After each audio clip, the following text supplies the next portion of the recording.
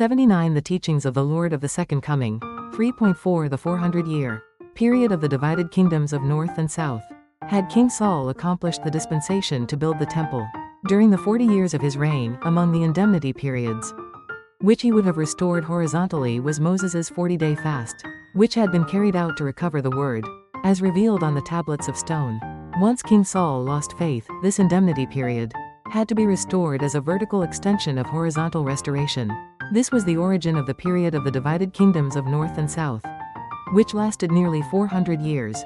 It began when the United Kingdom was divided into Israel in the north and Judah in the south, and it lasted until the people of Judah were taken into exile in Babylon. This period was the image parallel to the 40-year period, in the age of symbolic parallels, from Jacob's purchase of the birthright from Esau until he received the blessings of Isaac and God 15, and went into Haran. It was to restore that earlier period through parallel indemnity conditions. 3.5 The 210-year period of Israel's exile and return. The people of the northern kingdom of Israel broke their covenant with God, and as a result, they were taken into captivity by the Assyrians. The people of the southern kingdom of Judah also sinned against God. As a result, they were taken into exile by the Babylonian king, Nebuchadnezzar. After they spent nearly 70 years as captives, Babylon fell to King Cyrus of Persia, who issued a royal decree liberating them. From that time, the Jewish people began a gradual return to Jerusalem and rebuilt the temple. Ezra the scribe led the last group of returning Jews to Jerusalem, and Nehemiah rebuilt the city wall. Inspired by the prophecy of Malachi 16, the people began preparations to receive the Messiah.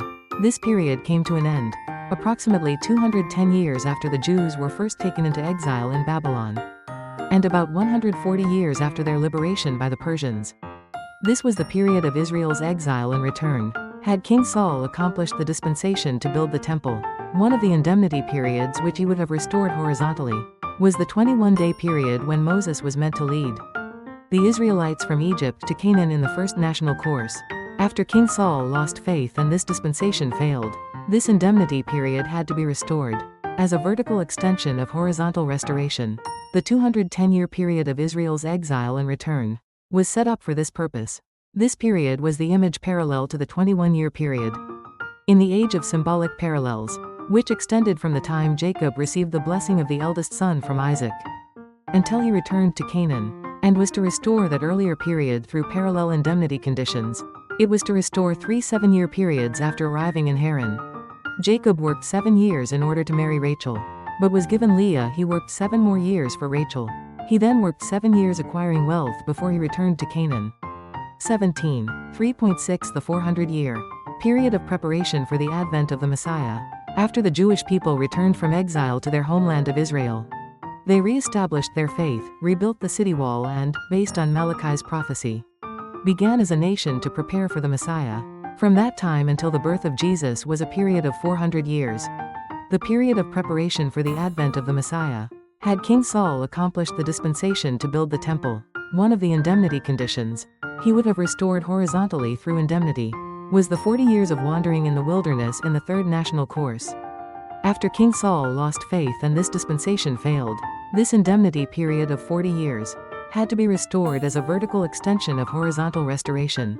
The 400-year period of preparation for the advent of the Messiah was set up for this purpose.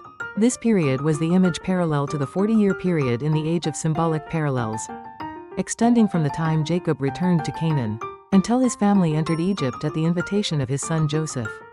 It was to restore that earlier period through parallel indemnity conditions. Section 4 The periods in the age of the prolongation of the providence of restoration and their lengths. The age of the prolongation of the providence of restoration has been to restore through substantial parallels the age of the providence of restoration. The age of image parallels, as the periods of this age were to restore through indemnity the corresponding periods of the previous age. These periods proceeded in a parallel fashion, both in order and in length. 4.1 The 400-year period of persecution in the Roman Empire. Jesus came at the outset of the New Testament age to complete the will which had been entrusted to Abraham, the father of faith, who commenced the Old Testament age. We recall that the Israelites had to endure a 400-year period of slavery in Egypt to restore, on the national level, the foundation of faith, which had been shattered due to Abraham's mistake in the symbolic offering. The early Christians underwent a comparable period of suffering to restore through indemnity the foundation of faith, which had been destroyed due to the mistake of the Jewish people, who did not properly follow Jesus as the living sacrifice. This was the 400-year period, during which Christians were persecuted in the Roman Empire. The persecution abated by 313 AD, when the Emperor Constantine formally recognized Christianity as a legal religion. In 392 AD, the Emperor Theodosius I established Christianity as the state religion. This period was the substantial parallel to the Israelites' 400-year period of slavery in Egypt, and its purpose was to restore that earlier period through parallel indemnity conditions.